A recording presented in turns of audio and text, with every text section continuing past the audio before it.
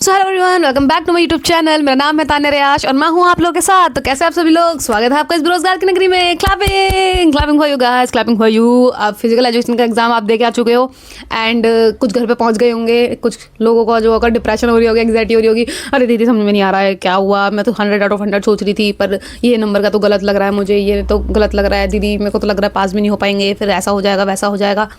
Shut up, just keep quiet, doesn't matter. अब जो चीज़ जा चुकी है वो तुम्हारे हाथ में नहीं है, बट जो तुम्हारे आने वाली चीज़ है वो तुम्हारे हाथ में है। व्हाट आई एम सेइंग, जो तुम्हारी चीज़ें जा चुकी है ना वो तुम्हारे हाथ में नहीं है, बट अभी जो आएगी वो तुम्हारे हाथ में है।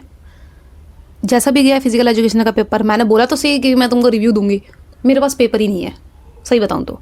एंड आई डोंट हैव, अब मुझे देखना ही नहीं है पेपर। क्यों देखूँ मैं? बेशक अगर मैंने पेपर अगर करके भी आया हो तो मैं देखती ही नहीं रिव्यू। क्यों देखूँ? नहीं चाहिए।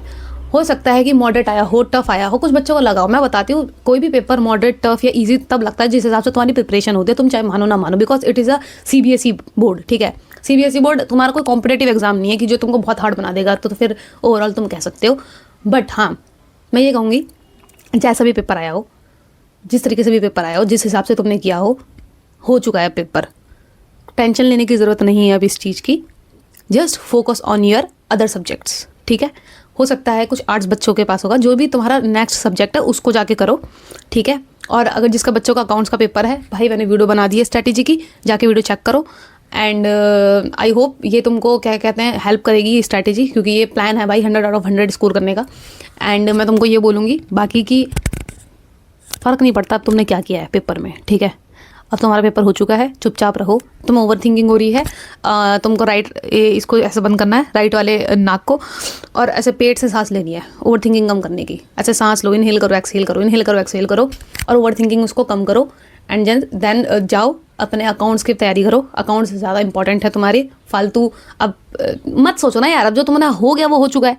अब तुम क्या वो सोचोगे कि यार ये पेपर हार्ड आया या टफ आया है, इवैल्यूएशन करूँगा मैं, ऐसा करूँगा वैसा करूँगा। रिव्यू लेके कुछ फ़ायदा नहीं होता, कुछ नहीं होता भाई। वो बंदा अपने हिसाब से ही बता रहा होता है, तुमको पता है कि पेपर कैसा आया, तो वो तुम्हारे दिमाग में है। तुम खुद को कितना पागल बना लोगे, वो वाली बात है। तुम अपने आपको पागल नहीं बना सकते भाई, वो हमारे दिमाग में पता रहता है किस तरीके का पेपर आया है। ठीक है, चाहे तुम्हारी तैयारी किस तरीके से भी हो। ठीक है, सो मैं यही बोलूँगी। एंड आई होप ये आपका पेपर अच्छा गया होगा। एंड बताना कि तुम्हारा पेपर किस तरीके से गया है, और तुम ही बता देना कि किस तरीके से तुम्हें पेपर लगा है, टफ लगा है, मॉडरेट लगा है, ईजी लगा है, तो तुम बता देना मेरे को कमेंट सेक्शन में। एंड मैंने आपको प्लान दे रखा है अकाउंटेंसी का, भाई जाओ देखो एंड उस हिसाब से पढ़ना स्टार्ट कर दो accountancy. And don't waste your time guys, थोड़ा सा रेस्ट करो एंड देन जस्ट स्टार्ट करो पढ़ना। ठीक है, एंड बस मैं आपको ये बोलूँगी, and all the best for your exams.